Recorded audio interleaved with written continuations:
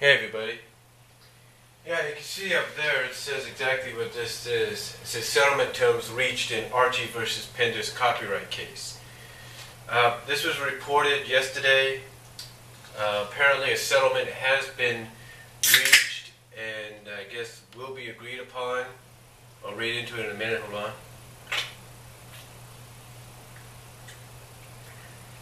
It has been reached and agreed upon. Now this is something, now even though it says it's not over just yet, it says that in little bold print, I'll provide a link down below. Basically this is something that if you've been following this for a while and you're a fan of the comic book and a fan of certain characters that Ken Penders introduced into the comic, and you pretty much feel that Ken Penders unknowingly or willingly, or whatever you want to call it, signed over to Sega and Archie Comics, this is something you will find it of interest. Now, when I read this, it kind of made me think, what could be the settlement? What's the terms? What's the agreement?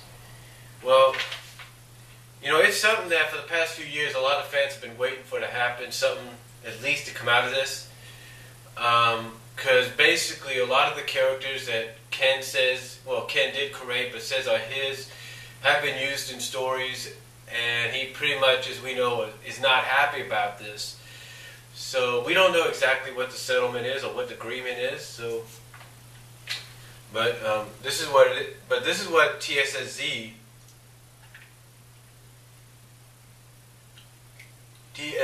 News reported yesterday, and I quote.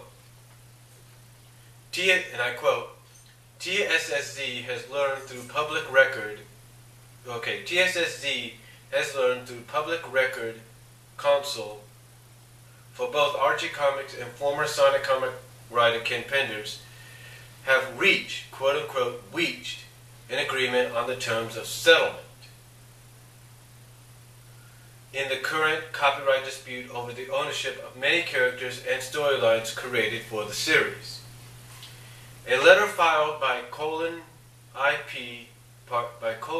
partner Joshua Paul, dated Friday, November 30th, claims in part that on the previous day the two parties came to terms after a mediation session.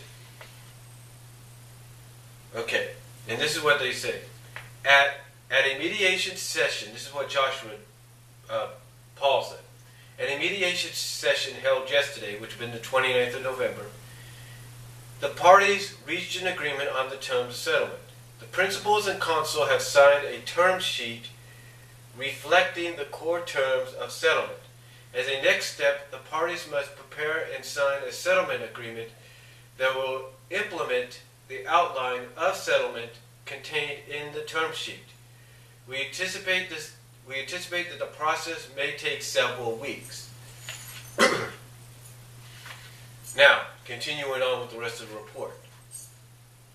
If the agreement holds, it would put an end to the long and ugly dispute between Penders and Archie, the roots of which can be traced back to July 2010, when Penders announced the U.S. Copyright Office certified multiple claims related to his contributions to the Archie Sonic series. Those claims included storylines and some characters. Underline, at the time, Penders claimed, quote-unquote, every story since issue 160 that features my characters and concepts is essentially unauthorized. What eventually followed after a series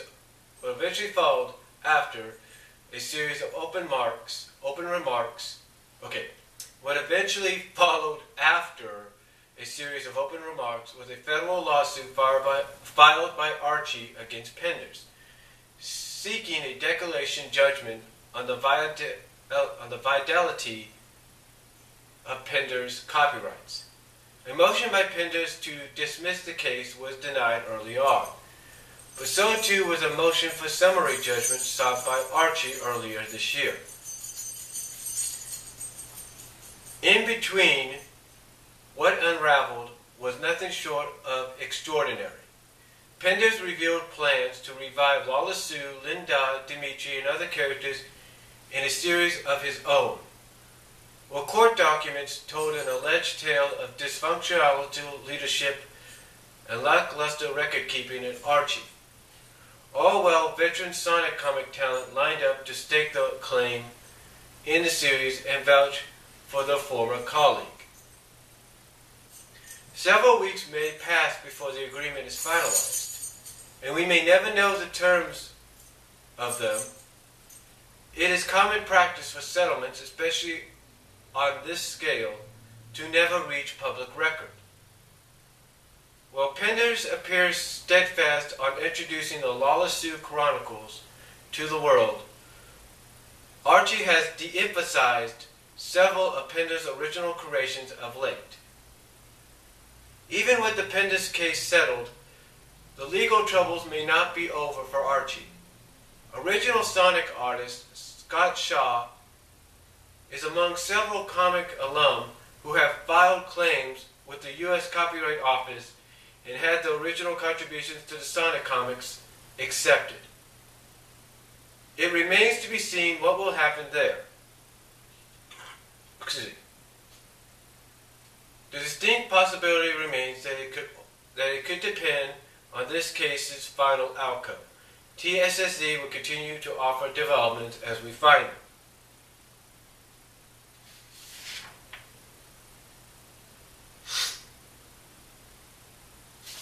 Okay, so basically the settlement has been agreed upon. Now, what are the terms of this settlement? Let me check my time here for a second. Okay. Now, what are the terms of this settlement, you may ask? Well, again, it's like they said in there, and you can read it for yourself when I provide the link. We don't really know. We don't know what the terms are. We don't know what has been agreed upon. My honest opinion, though, when I look at it, is it could go one or two ways. One way, which we would all hope for, is that the characters like Julie Sue, Lawless Sue, Linda, Dimitri,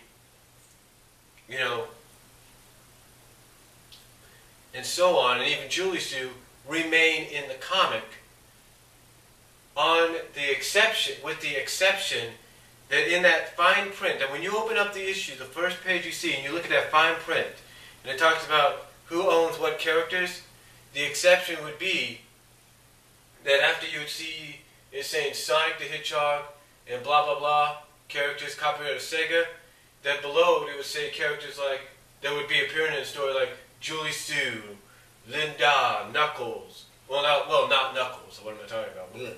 Like Julie Sue, Dimitri, Linda, and so, copyright Ken Penders. I think that, on my honest opinion, I think that could be one way that it has gone. Honestly, it could have gone in that direction, if it does. Another way is it could go in both directions. Let me explain.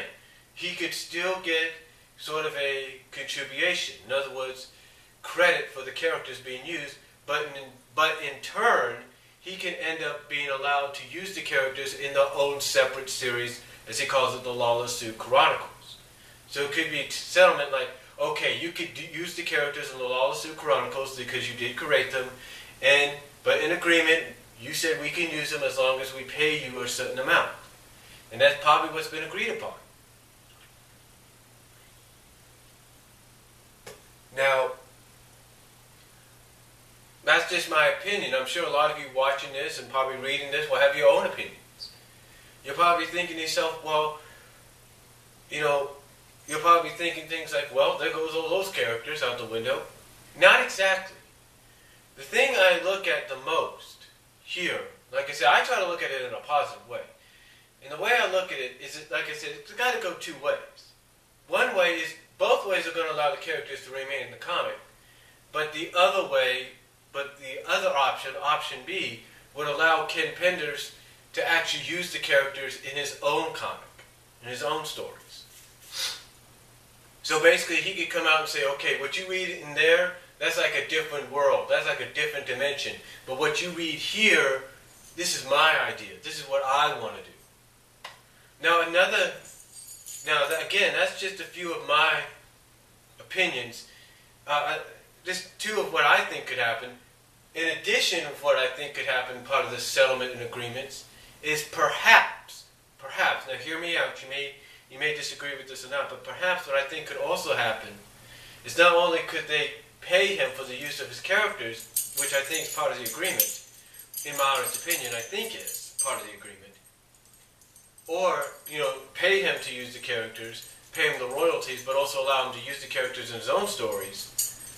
I think also, this is just me, I think also the agreement is any story concepts that he's come up with has to be used, has to be treated as part of continuity. In other words, let's say the Mobius years later, which Ian Flynn and Carl Bollers and some others have said is a possible future or an alternate future. This could be part of it. It could be like, okay, Ken Penders, part of the agreement could say, okay, Mobius years later has to be the official continuity. In other words, we would know what's going to happen. We would know this is going to happen. We would know this. We would know that. I'm just saying, though, my honest opinion, I think that could be part of the agreement. That not only could the characters be used, but the story concept has to be made official and part of the official continuity. As he saw it. And again, it could be the same with option B, but also allow him to use the characters like Lala Sue, Linda, Julie Sue, and maybe even Knuckles. That's a slight chance though. Along with Dimitri and all that in the Lala Sue Chronicles. Again, these are just things off the top of my head that, in my honest opinion, I think are part of this settlement. And if it is, I know a lot of people that kind of look at Mobius years later and say to themselves, well, it's a great story, I like it, but I don't think it should be the future. I know a lot of people might say to themselves, man, if that's the case, there goes on. We already know that's the case. They just spoiled the outcome. And that's true. That might be true. But let's take a look at it in a sense like this, folks.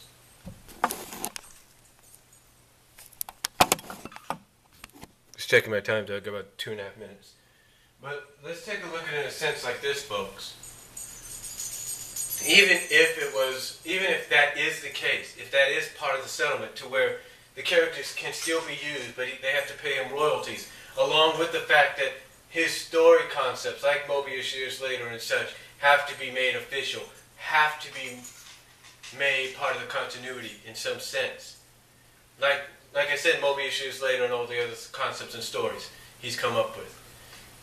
Then then there's nothing really you could say about that. You just got to deal with it. And I know Ian Flynn, if that is the case, I know Ian Flynn would look at that and go like, great. So I'm going through this whole story arc, and Mobius years later, which I have said is an alternate future or possible future, is now the official future. So, and basically Ian Flynn, with all due respect, would have to work around that. Again, you got to remember, just because if that's the case, if that's part of the settlement, it doesn't say anywhere that we don't know how it comes about. We don't know how that future comes about. We don't know how we get there.